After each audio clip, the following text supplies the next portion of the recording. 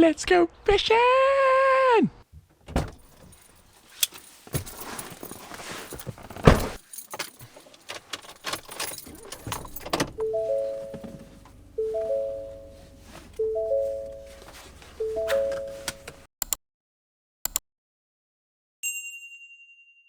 Alright guys, check this out. One cool thing about doing YouTube is all the fishing questions that you have, I can answer myself for a video. And I'm sure fishing questions are pretty universal, so any question I have, y'all probably have as well. But yeah, I'm sure a lot of the questions that I have, y'all probably have too. So one of the questions I've always had is, you know, these kayaks that you see a lot of the guys on YouTube have, they're pretty expensive, like $2,000 and up kayaks. Even the ones that are paddle, just regular paddle drive, they're really expensive. So what I want to do today is like a bank versus kayak fishing challenge. So I'm going to spend an hour on the kayak, I'm going to spend an hour on the bank. I'm on the way to go spend an hour on the bank, see how many fish I can catch, if there's any size difference. Going into this, I would automatically think that on the kayak you would be able to catch more fish. You might not necessarily catch the size because, you know, big bass can really be anywhere in a pond, especially this time of year. They can be up shallow, they can be out deep. So the kayak might not really help this time of year, but that's just my beginning thought. Not really sure what to expect out of this video because the pond I'm going to, I've caught 4-pounders, 5-pounders off the bank.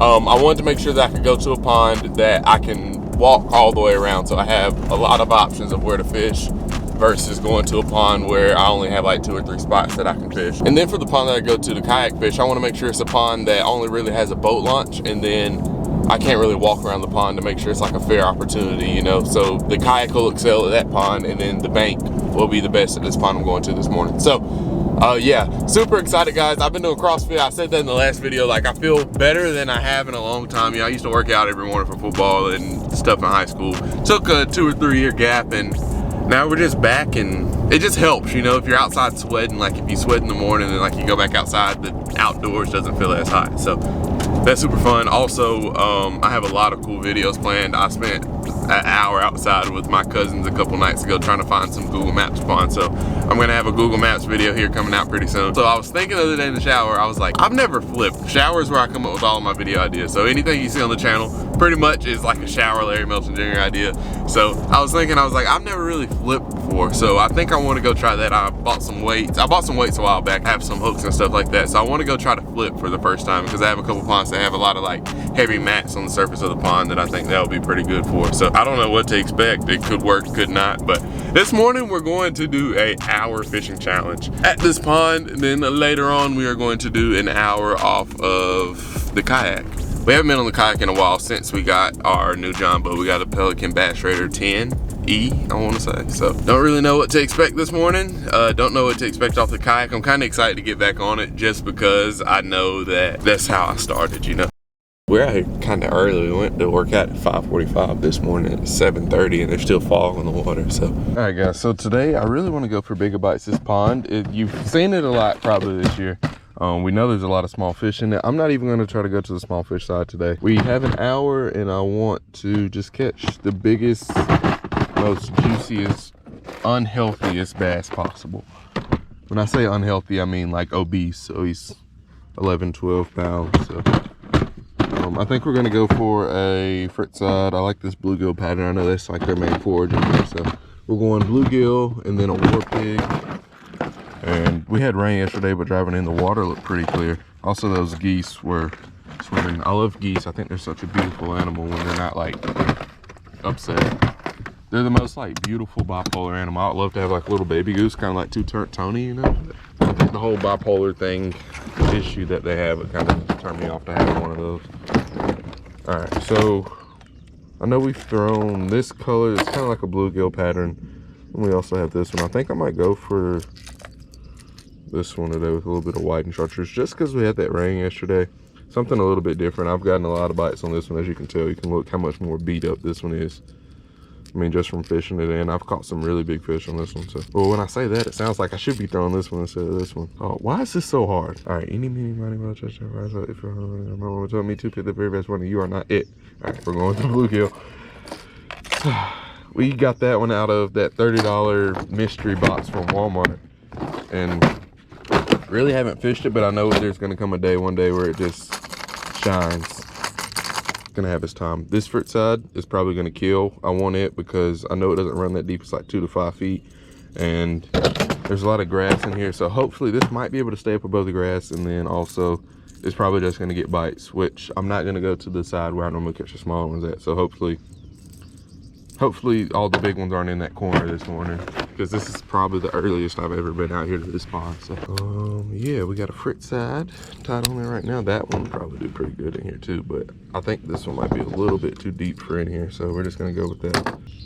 Because I think the situation we had going on in the world, I think it kind of messed up. Well, it did mess up a lot of like products and stuff for a lot of these companies. So I don't have links yet, but we are currently working on that. I don't know why I haven't done it sooner, but like it just kind of struck me this year. I was like, I make fishing videos, and I'm sure y'all probably want to be able to use some of the stuff that I use, you know? So probably like 6-7 pounders on this little war pig right here, and I'm sure it'd be nice to be able to just order it straight out of the video, because I know sometimes Bass Pro and whatnot doesn't have your stuff or stuff that you see in videos. So, or not everybody has a Bass Pro within an hour of them, so might be just kind of easier to order it off the internet, since that's such a good tool these days. Let's run it. This is my favorite part of this pond, stepping over this fence. All right, last time we were in here, there was a snapping turtle right here. And that snapping turtle almost ate us, so we're gonna try to avoid the snapping turtle at all costs today. But I think we're just gonna start in this corner, and we are going straight for the big fish. It is currently 7:20. Ooh, bluegill beds. That's a good sign. But 7:20, and we're gonna give ourselves until 8:20. Straight up hour of big mouth bass fishing. Oh, is it what? The first full moon in May? I've been hearing that. That's like an old saying, right? First blue moon in May is the bluegill spawn. That bluegill spawn, dude, I could come right here and just attack these bluegills if I wanted to. There has to be a big bass somewhere out here, just because all these fish right here. Oh, look, first cast, baby. Oh, that's why we didn't start on that other side, because we didn't want to catch these guys. He's just over here perving on those bluegill. Wanted to get him a little quick snack for this morning. You were barely hooked too, dude. Look at that, first cast. Hopefully that doesn't curse us for the day, but I don't believe in that. You catch a fish first cast, that's good luck. Can't be bad. Oh, man, there's another one. It's crazy how these bass are mixed in here with these bluegill like that. I guess they're so small that they can kind of like live together. There definitely has to be some bigger fish out there. It might be a little bit deeper though. It might be kind of more towards the middle. Might have a little mud on my boots.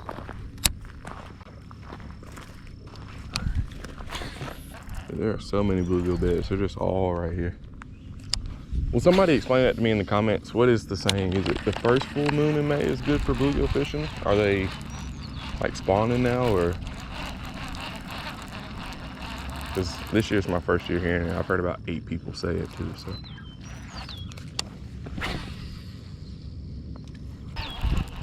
There's one. Oh, came on.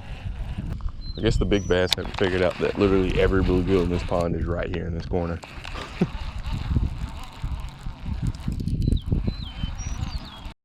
All right, guys. We spent way more time than we should have over there.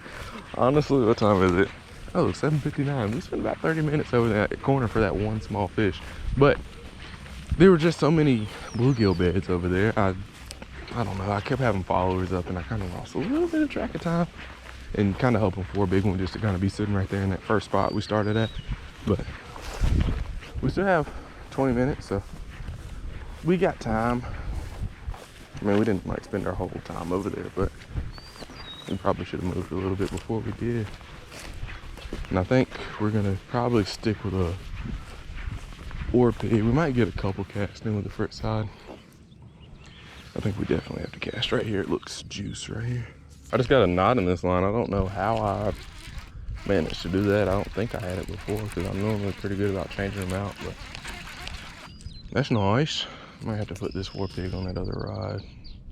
There's a lot of grass in here, and I think it's pretty grassy all the way around, so we're probably just gonna leave that frit side. We caught one on it, and it's not like a lure challenge. It's more just trying to catch as many as we can. I feel like a war pig is probably one of the or it probably is the best all-around pond bait if you can't catch them on soft plastic. So since we don't have just hours, if we had hours out here, what I would do normally is like fish a war pig all the way around, and then like if I had more time or if I had a spot that I just caught them really good, I would go back through with like a jig or a Texas rig or something and just kind of try to pick it apart, you know, casting every little hole and fill the bottom and everything. But it's so grassy in here, one, and two, we only have an hour, which 30 minutes of that hour we spent over there in that corner staring at little small bluegill and baby bass. So oh, one just hit it on the fall. Not big. Oh, I'm sitting here fumbling with my line. See, he's a little bit thicker. No, he's not. Still a dink. Look, watch this. Alright, done some like a little bit of fishing at this pond off camera, and I've had some okay days, but it seems like anything over, or anything that's bigger than that one, they're all like in this section of the pond right here. There's nowhere else out here that I've ever caught a big one. Not saying that it would never happen anywhere else, but it's just weird to see how it seems like all the big bass are just over here. And that might change with the season. Maybe like middle of the summer, they might all go to the other side of where we first started fishing at, where those bluegill beds were. And I'm sure eventually one day I'll probably just find one cruising.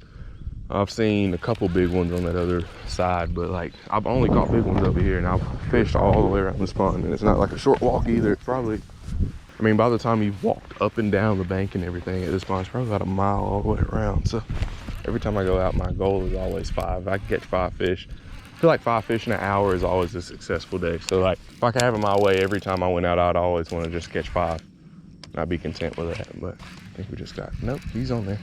He's small. Thought we got pranked there for a second. Oh, dude, that's why I came over here, because the big one's over here, and this is not a big one. Ah, you just put that in my finger, and now I have the thing in my hair. Check me out, boys. War pig Larry. I can't even see it. We need to get that out. We're gonna give ourselves a little snip here. All right, got the war pig out of my hair. He just put a nice little, he punctured us pretty good right there. What follows is a brief construction montage. We hope you enjoyed.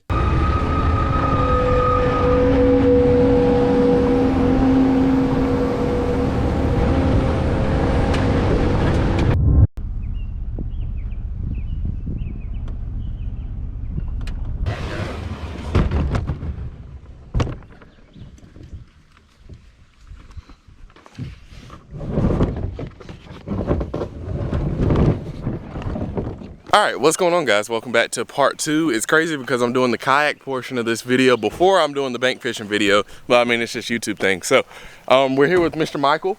We fished a couple times before. We started out on the Alabama River, had an okay day out there. Yeah, I think we caught a couple. Then we went over to your place and caught some better ones. Yeah. And then a couple weeks ago, yeah, caught numbers, a lot of numbers, caught probably like 20 a piece. And then a couple weeks ago, you caught like an 8 at that same place, right? Broke your PB. 13. Yeah.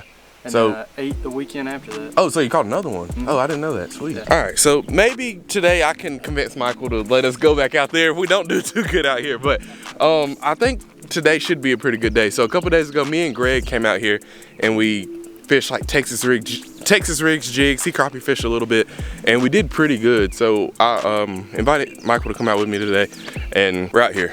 So I came out here and I did not think that the fish were on beds at all. Like I figured I had missed bed season. I spent a couple weeks in Louisiana and just kind of like hadn't been fishing that much out here.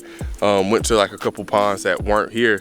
Normally the fish spawn like mid-April and they're done by now, but these fish out here, I promise you, they're just now getting on beds. Because I came out here a couple weeks ago, no beds. There were a couple light spots. I caught a couple off of beds on this like same property, a couple different ponds, but I don't know, this is super, like, it's a super weird situation because today is May 13th and Friday the 13th actually, and Monday of this week we were catching them off of beds.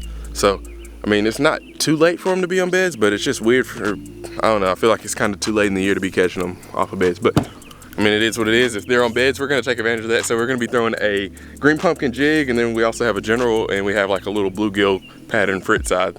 Things that you've probably already seen on the channel before. So we're gonna try to catch them this evening on those 3 baits. If those don't work, then we'll just make some adjustments. Also, we kind of talked about doing some big swim bait fishing. Michael said he got a new big swim bait set up, so we're gonna try to do that a little bit today too, maybe, but we'll see how it goes. If we're not catching them on Texas rigs, I think the only thing that we can do really is throw a big swim bait and go all or nothing at that point. But stay tuned, we're gonna get out in the water and see what we can do. Fish them hard.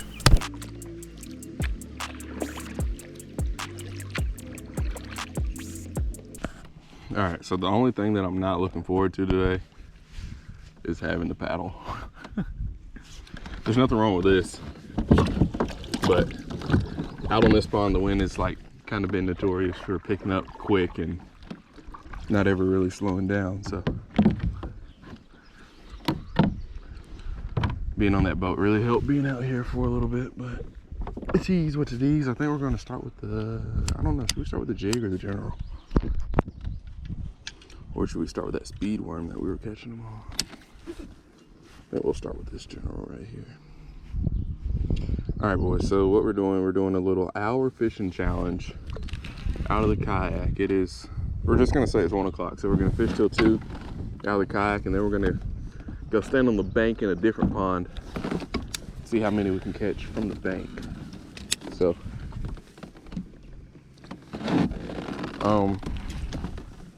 a few things about this challenge is, one, I want to make sure I did the kayak fishing at a pond where I couldn't walk around the bank, you know? So I feel like the kayak is always gonna win this challenge. If you're able to afford one, you know, it's always gonna be the better bet, just because you can get so many different places. Like, I can't fish any of this from the bank right here. One, I probably could, but one, there's just, we're in the country in Alabama, and you know, it's a little snaky down here, so I try to stay away from these type of areas if at all possible. And 2, you would have to cut a path through every like little path or every angle that you want to fish. So I just don't think it's really that good of an idea to be out on the bank at some of these ponds. You know, I'd much rather just be in the water with the snakes instead of on the bank with the snakes. Greg hooked like a 4 right here, just like first. So I was telling Michael last time we were out here, Greg hooked like a 4-pounder just like right here. Oh, I think there's one, isn't it? There's one. First one. Oops. First one. Got one. Oh. All right, there's our first fish, boys, on that general. Not a bad one either. I think we're gonna weigh him just to see what our starting point is for the day. Got a good hook set, top of the mouth. And that was a sitting down hook set. You know I hate those sitting down hook sets. Like, I feel like that's just a weak point in my kayak fishing game, is having to sit down and set the hook. If we're really able to pick apart this pond today, we should do pretty good. Just because this kayak isn't moving as fast as that John boat is. Yeah, that's fish number 1. Let's go, baby. Mr. Michael. Not a big one. All right, so that's fish number 1. I thought it was a little bit bigger. We're not gonna weigh him. He's probably only a pound or so, maybe 2. See ya. Let's go. Fish number 1 on the June bug. He wanted it. He took it. Had a hook in it. Put the hook in his face. Sorry, not sorry. Kinda sorry, but not sorry. This general has been like out in the sun, so my heart goes out to it. It's been out in the sun, just picked apart by bass. So I didn't change it out before I started. So it's still got probably some little fish juice on it, or a good bit of fish juice. Oh, there's another one. Oh, he let it go. I had one. See, there's a bed like right there. I'm sure he probably just picked it up and moved it off of his bed. Just because you don't have to be far off the bank, like, you know where all the fish are. They're probably right up under this mat right here, and there's probably about 3 up under there. And even though you can't see the fish, like, I'm used to being able to see the fish on beds. Whenever I bed fish, I just look at the fish on the bed. But here you'll just see like a little black blob fly out from underneath the mat. Oh, look, there's another one. Oh, there was one. Oh, it's gonna be hard to stay off of this thing today. I think June bug's gonna be the juice today though. something a little bit darker. And you can't ever really go wrong with like watermelon, baby bass, whatever color you want to call it. But I think just this accent Junebug General is probably going to be the juice. Just probably something a little bit different. Everybody probably throws watermelon red in this water clarity or black and blue. So a little bit of purple action probably ain't going to hurt us today. All right, guys, we see, like, when I come out here, I always see fish just blow up in the middle. I'm not sure if a Texas rig is the best thing to throw out in the middle, but, and also I'm not sure how deep this lake is. I know ponds normally don't get any deeper than 12 feet, so I'm assuming it's probably somewhere right in there, but I just feel like we catch a lot of 1s and 2s along this bank normally, so if we're gonna catch like the next size up, they're probably out in the middle, maybe in a little bit deeper water. The bigger ones normally don't spawn up close to the bank, so we might get fewer bites out here. We've only gotten 1 so far, or 2 bites, but we might get fewer out here. But I mean, it might be worth a little shot to see if we can't upgrade the size of the fish. Or even if it's not a Texas rig that we're throwing out here, we could at least throw like a frit side or something. Try to switch it up a little bit. Maybe even a deep crank. Oh, there's something. Yep. Oh, he got off. Dang, there was something on that. Dude, we had one. That was a fish, 100%. Yeah, we got even like some teeth marks on it. Dang. I don't think he had it good. It's just a young man, a fishing rod and a dream out here, hoping that there's a fish out in the middle there, a little bit bigger than what we caught off the bank. But we definitely had one right there. That was our first bite. But anyway, like I was saying, probably this isn't deep, but maybe like a little bit closer to the dam is a little bit deeper over here. Sorry about the wind. I feel like here this pond is, the wind is horrible. There's another dam over there, so maybe over there in that corner somewhere is deep. There might be like a little deep pocket in the middle of the pond somewhere, and then over there on that, I feel like that's like the official dam. That has the rocks on it. You know, most dams have rocks, so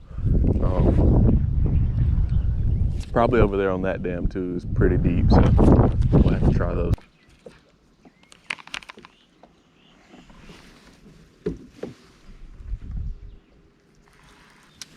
I mean, you get to these ponds and you're just like, man, I'm gonna catch them everywhere. There's trees over here, there's shade over there.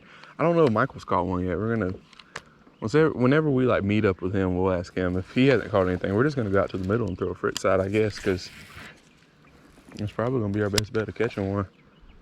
We caught that one on the worm, so we can't give up on that. We'll probably switch back over to the general, fish that a little bit, but I mean, like in these trees right here, there has to be bass, has to be. And they should just eat like left and right. Like I should be able to pitch right here and just hook one. Oh, there's one. Good one. I saw one. Good one. I don't know how big he is. I think I got him around a tree. Oh yeah, I don't think he's super big. I'm not even sure how I have him hooked. He's hooking that. He's just wrapped up in the tree. That is so weird. That is so weird. Now, I was just talking to Greg about this too. That's the crazy part about it. I was like, have you ever caught a fish still in a tree? But he hasn't even got to stand or anything. He's gonna lose his mind when I touch him.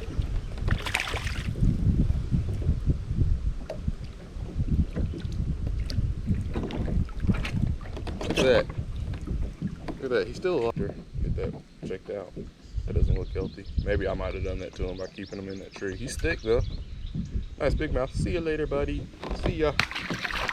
Alright, now we gotta figure out how in the crap did we get hung around this tree. Chasing a bag, I'm racing the clock. Look at him flop, watching him flop. Used to see this in my sleep when I ain't had shit but my thoughts in the car. I really was lost. Now I'm public with the soundscapes.